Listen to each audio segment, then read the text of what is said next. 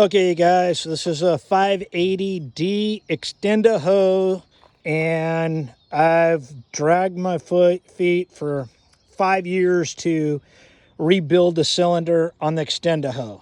So I know there's some videos that tell you kind of how to do it, but nothing that really went through it a little more in detail.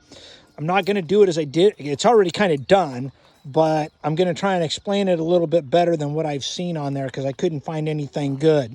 So first of all, just so you can see, there's the bucket ram that runs the bucket, and it sits right up here on top, right there, goes down and hooks the bucket. It goes on top. So you got to take that one off so it looks like this.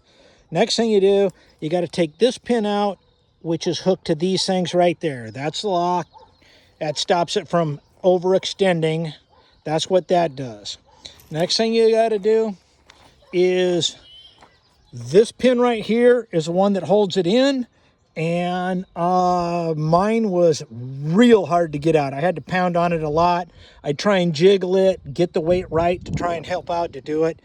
It was pretty tough. Before you pull that pin out and let that thing slide out, here's the two lines that connect right there. So you got to disconnect those and have those ready to slide down when that starts sliding out, because it is pointing down. It is going to slide down once everything's unhooked.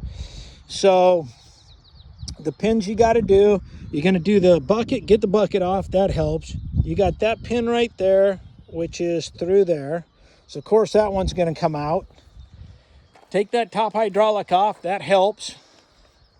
Take that pin out right there. Disconnect the lines first, of course, before. And also, I happen to have quick disconnects on that one that sits on top. So I'm good. Right now, I already got it rebuilt.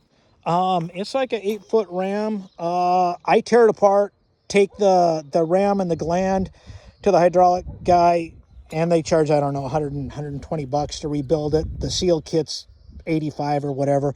I don't want to have to do it again once I put it back together. Anyway, just got it back. We got it loaded up in there, slid the thing in with another tractor, worked its way up there. I put this pin in right now just to line it up before we started putting it in, because that ram is inside there, and then kept sliding until it got up to here. Now the trick is trying to get this pin in without flopping around, but you can kind of get your arm up through here, move it back and forth, and have somebody stick something in there to get it. Then you can get something bigger on the other side, get it lined up, start pounding the pin in, get the pin in. That part's good. So now all I got to do is hook up these lines.